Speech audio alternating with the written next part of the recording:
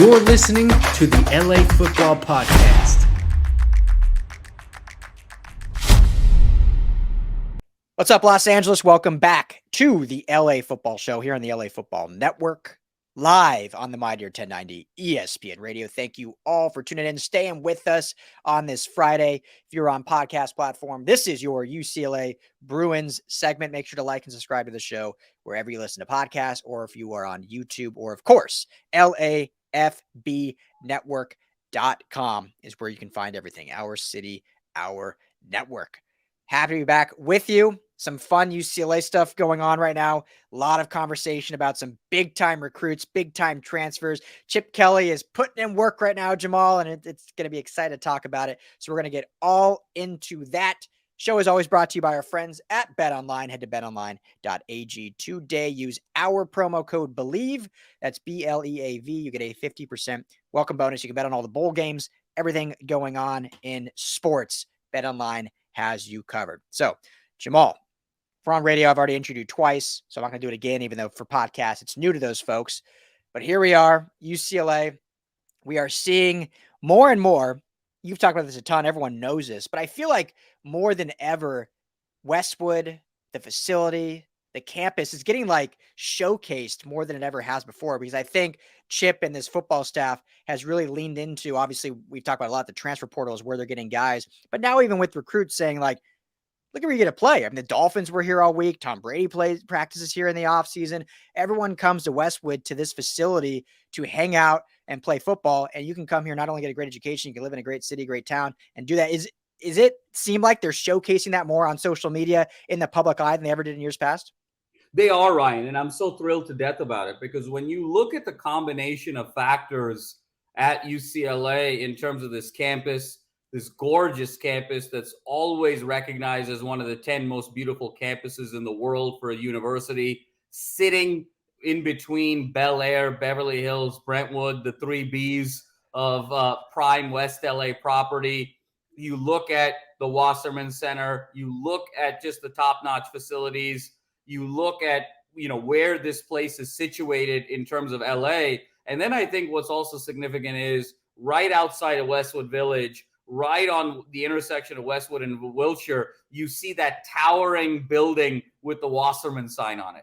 And just recently, Wasserman was named the number 2 most powerful brand company and sports agency in the world, according to Forbes, after CAA. And so to be able to show that story in terms of connection with NIL, location, the facilities, the academics, the history of social justice, just everything that UCLA brings to the table. This is why I love Chip's holistic approach when he talks about the 4 legs of a chair being academic, athletic, spiritual, and social. He's really leaning into all 4 of those dimensions and showcasing it with UCLA, and it's very exciting to see. And these next 45 days, Ryan, from the beginning of December until the middle of January, when the transfer portal is open for business, is really Chip's prime recruiting time, right? As part of his strategy, he's not a traditional 4-year out of high school type of recruiter. We've talked ad nauseum. 80% of UCLA's class needs to have a 3.0 GPA or above. And I think he likes the idea of looking for guys that have already had a little bit of college football experience. So, beyond just the stars in terms of recruiting agencies, what these guys are about on the field, off the field, what they're looking for. It allows him to be much more targeted, much more focused, much more strategic in terms of his recruiting outreach. And that's what you're seeing with Dante Moore. He's identified with Dante Moore, a kid that not only fits his system, a kid that's not only built like Mariota, but a kid who's looking for very specific things. And I think that opportunity of Kenny Dillingham leaving Oregon to take on the head coach of Arizona State, and just how close a relationship Dillingham had with Dante Moore and how much that was cultivated over the last year now opens this door where Dante Moore is like, I got to rebuild some relationships at Oregon to really feel comfortable. Let me see what Chip can bring to the table. And I think Chip is really pouncing on that in particular. He's doing it with Uliungalale. He's doing it with others. that are coming in this weekend. So long story short there, Ryan, I think Chip is really unlocking the entire potential of the school and the university to really be able to sell his message, because he himself is not a natural recruiter. So much in the way he let the facilities at Oregon, the Nike relationship at Oregon really shine for him then in Eugene, he's letting the facilities, he's letting the academic reputation, and he's letting that connection with Wasserman shine during his time at Westwood. Yeah, a lot have been talked about. We even talked about it, not necessarily as in doom and gloom, but this was like the year for UCLA. GTR year 5, Zach Charbonnet final year, Jake Bobo transfer in, guys you're losing on defense, and there could be a big drop off after this year. And I think you and I were both more positive that this could absolutely be an 8, 9, 10 win team every single season, but it's going to be tough sledding with USC as long as Lincoln's there. I still believe that's true. Nothing's changed there. However, just in this week span of seeing this potential of Dante Moore flipping from Oregon to UCLA, seeing the Cal linebacker transfer down here to UCLA, seeing some of these other big name guys that are coming this weekend in, I'm starting to, again, not shift in terms of competing with USC, but start to shift it. Maybe USC and UCLA can kind of be the cream of the crop over in the Big Ten, which we're going to get to in a minute here after the UC Regents meeting. We'll talk about that and touch on that. But I'm starting to see, Jamal, and again, none of this is officially happened yet. Dante Moore hasn't officially flipped. Some of these other transfers hadn't officially. These other recruits haven't. But we're seeing something that I think we haven't seen with UCLA football in quite some time in terms of there's a real excitement around this program among kids. And I think you said it perfectly about everything with Wasserman, the facilities, all this, but I think something else that plays into that, and maybe I'm stretching here, but maybe I'm not. When you saw UCLA have some of their peak recruiting, part of it was during the down years of USC when they had their sanctions, but some of it also was when USC was at its peak, and maybe those kids either couldn't get into USC, and so they fell back to UCLA, or it was one of those like, I want to compete with my friends that I played against, and I can compete against the great USC. And I'm stretching here maybe, but there's a small chance that maybe a guy like Dante Moore saw what happened with Caleb Williams and USC and the city of LA with nil and all this. And nowadays, I think you can get nil wherever you go. Oregon obviously has great nil opportunity, but seeing how great Bo Nix did there and all that, but it was nothing even close to the hype and the mantra and the storylines and the fame that happened with Caleb here in LA. And so maybe there's a small part of Dante that said, and he, again, hasn't made a decision yet. And I think the bigger case is the fact of Dillingham leaving, but a small fraction saying like, I want to go live in LA. Like, I want to see that. I want to be on commercials like that. I want to see that Heisman hype and stuff that just comes naturally with an LA school. UCLA getting all the way to the almost top 10 before losing to Arizona. Like, I want to be a part of that. And I want to be able to face off against that USC team every year. Because if I go to Oregon, guess what? They're leaving in a year. I won't see USC anymore. If I'm at UCLA, I'll see them. I'll compete with Caleb next year. I'll compete with, whether it's, the next young kid up or whoever comes, if it's drawing a blank now, Losal kid. Thank you. Get to compete with him every year. So a lot of decisions go into this, but I think there's still that competitive nature in these athletes and these student athletes that see what one person has and wants that and sees what you can have in the city of Los Angeles, in the city of Angels that you can't get elsewhere. Am I crazy? Or is that sound like maybe there's something that goes into that? No, Ryan, I think it's really sound reasoning. And I think where the shift has really taken place is, I think you and I were thinking so much about 22, and rightfully so, that this was the year it was going to have to come together for UCLA to build that momentum going into the Big Ten. Because in many ways, we thought of UCLA on the West Coast as the equivalent of a Wisconsin, of an Iowa, of a Northwestern in the Big Ten, where teams that need to build their players internally for 2 or 3 years, and every third or fourth year, they're going to be elite. And then those other 2 or 3 years, they're going to have to build up to that elite year. Unlike in Ohio State, unlike a Michigan, unlike a USC that can just reload year over year.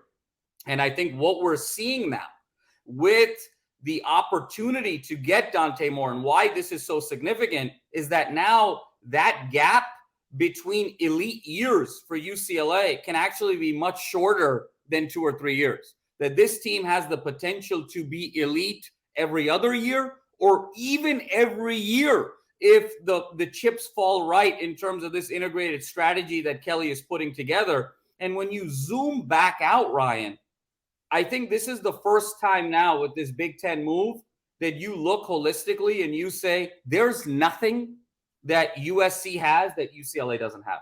And you couldn't say that 10 years ago. You couldn't say that 20 years ago. You couldn't say that 40 years ago.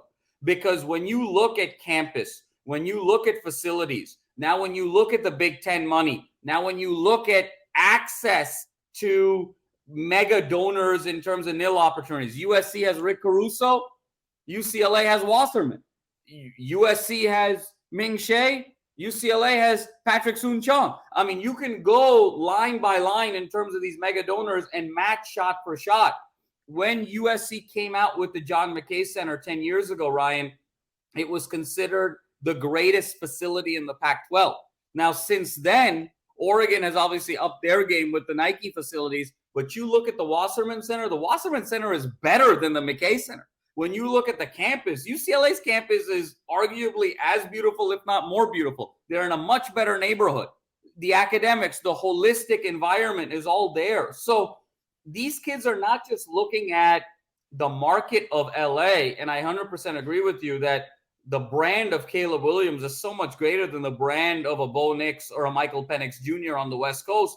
But now they're also looking and saying, there's two viable options here, because I look at one side of town, I look at the other side of town, I'm kind of looking at the same thing. I look at Lincoln Riley, one of the 5 best coaches in America. I look at Chip Kelly, one of the 5 greatest offensive minds maybe in the history of the sport. That's pretty even as well. And now it just comes down to personality. Do I want to be in the school that's kind of the incumbent, that's kind of the dynasty, and be the next one? Do I want to be the next one after Leinart and Palmer and Caleb and Malachi and be in that lineage? Or do I want to be the guy that beats those guys? And I think what you see is in LA, there's enough room for both. There's enough elite guys who want that legacy. There's enough elite guys who want to be different and beat that legacy. And so for the first time, Ryan, I am seeing the opportunity for UCLA football to go shot for shot with USC football in a way I've never seen before. And again, I think the Mora years where UCLA was able to get the Anthony Barrs and the Kendricks and the Miles Jacks and the Vanderdoses, I think so much of that was a bubble scenario with the sanctions that USC was on and the 10 scholarship reductions that they had a year for 3 consecutive years. And SC's depth was just decimated, and UCLA was just a more attractive football option at that particular time in terms of depth, in terms of opportunity to play in big bowl games. This is the first time in the BCS CFP era that UCLA has a coach that has an integrated strategy that can work year over year through the transfer portal and through the way he's showcasing the university. It's a very exciting time. And I think if Dante Moore comes to UCLA, Ryan, and I know I'm getting long drawn out, I think it is the most significant recruit and the most significant recruiting victory for UCLA football since Troy Aikman in 1988. It has been 35 years because of what it represents, because now you're also getting into that pipeline into the Big Ten. The kid's from Michigan. And so the fact that the kid from Michigan, the Michigan Player of the Year, is picking UCLA, you build that bridge, you build that momentum into the Big Ten. You're now officially in a full card-carrying holder of the Big Ten. It's very exciting time for UCLA football. And in many ways, we thought the 22 season, the curtain was going to call on this program for a couple of years. It's actually the opposite right now, where this 2022 season is becoming an enabler for UCLA football to be a baseline 8-9 win team every year. Yeah. And I mentioned it on our last show a few days ago, but I'll say it again for any radio listeners who didn't hear it. And we've talked about this before too, about how this Big Ten move, I truly believe, will actually benefit in recruiting, because now you get a whole new part of the country that really loves the Big Ten, grew up watching the Big Ten, wants to stay closer to home. Well, now they can come live in sunny California and still play half their games obviously all of them in the Big Ten, but half their games in the Midwest, and their family can come see them. And you mentioned Dante Moore being from Michigan, and obviously he committed to Oregon, so he had already kind of decided to move on and go to the Pac-12, but now saying, well, UCLA is coming to the Big Ten, so I can go to play in the Pac-12 for 1 year And then now I get to play in the Big Ten where all my family can see me play Michigan, see me play Ohio State, see me play Purdue, all these other schools. So I think there's absolutely some realness to that. The fact that UCLA is in the Big Ten in potentially having this flip happen. So it's an exciting time, I think, for UCLA football. I think there's a lot to be excited for in terms of the growth of this program. And I think what we can kind of touch on now, Jamal, before we wrap up is, this UC Regents meeting happens on Wednesday. Officially, it's over. UCLA is joining USC, going to the Big Ten in 2024. I'm really curious to see if the Big Ten is going to keep, divisions like they have, which would seemingly put the USC and UCLA in the West, which is a much weaker division than what they faced in the Pac-12. UCLA would have finished first in the way. I mean, if you don't include USC, which are both Pac-12 schools, would have finished first in the Big Ten West. They would have been facing off against Michigan in the Big Ten championship game, because that's how poor you could say the Big Ten West was, which they would seemingly do. So I'm curious if they'll do that or if they'll break it up and just have all teams kind of a free-for-all like the Pac-12 did this year. But so it's official, and then it comes with a caveat, and it's not, from everything I've read, and you'll touch on it probably better than I will, it's not a official signed documentation, more of a recommendation that UCLA pays a tax to Cal for moving to the Big Ten on the likes of 2 to 10 million per year of a tax. Now, again, I don't think that's set in stone yet. Who knows if that'll ever happen? It seemed like it was more of a recommendation that everyone kind of got behind, but I'll let you touch on that. So thoughts on it being over? We don't have to talk about these dang UC Regents anymore. We don't have to talk about Governor Newsom anymore. UCLA is going to the Big Ten, but your thoughts on the move and then this tax that's been imposed, supposedly. Yeah, Ryan, obviously great that the move has finally happened, and all of the other Regents' recommendations, I think, were very reasonable in terms of investing in student athlete experiences from a tutoring standpoint, an academic standpoint.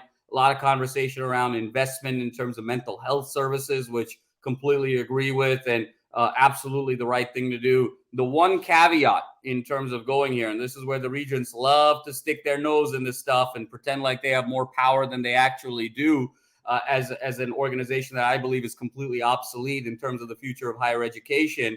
But this tax now that has to be imposed by UCLA, anywhere between 2 and 10 million per year, contingent upon what the value of now what the Pac-12's media rights deal is going to be, is absolutely ridiculous. And for one UC campus to have to subsidize another UC campus because that latter UC campus, because Cal does not have the ability and has self-inflicted the state of their athletic program to be where it is right now in terms of donor apathy, dilapidated facilities, not having talent pipelines, not de-emphasizing athletics across the university, and just not being able to field a winner over the course of decades across the revenue generating sports. For UCLA now to have to incur that cost and pay this Berkeley tax is absolutely ridiculous. It screams just sort of this system mindset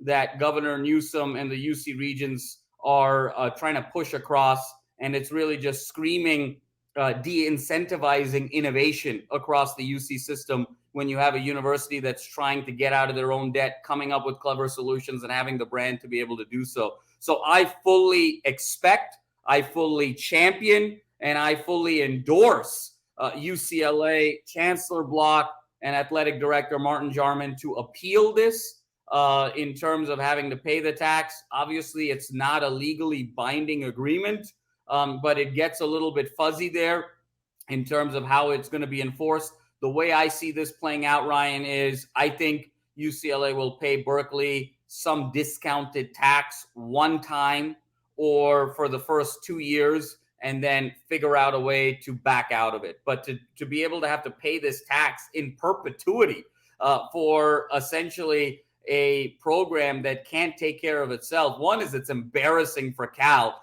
being the flagship, so-called flagship UC, the oldest UC, the big brother UC, to essentially have to be able to take a handout because they can't take care of themselves. They should be so embarrassed. Their pride should be hurt to such an extent that they should not want to take it because of how much it means to them. But I think if UCLA has to do this for even a significant period of time, you gotta be able to put the UCLA name on that Cal Stadium or say Cal Sports brought to you by UCLA. There's got to be something there that UCLA gets. But I fully expect Chancellor Block and A.D. Jarman to be able to fight this and basically have this tax be very temporary on a 1 to 2 year basis and then pull back out, because I just don't see the financial jurisdiction that the Regents have to be able to do this.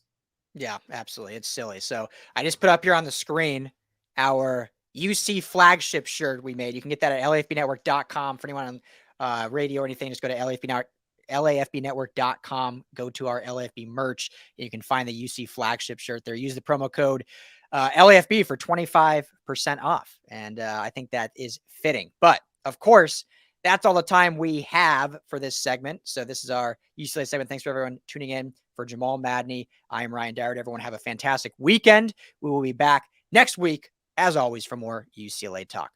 And Ryan, with the last 5 seconds, I will say, get this shirt, because what the Regents meeting showed was it was the day we will remember in history as the day that UCLA officially became the flagship of the UC system. When you have to pay Berkeley for them to just stay alive, this is the day UCLA became the flagship. Boom.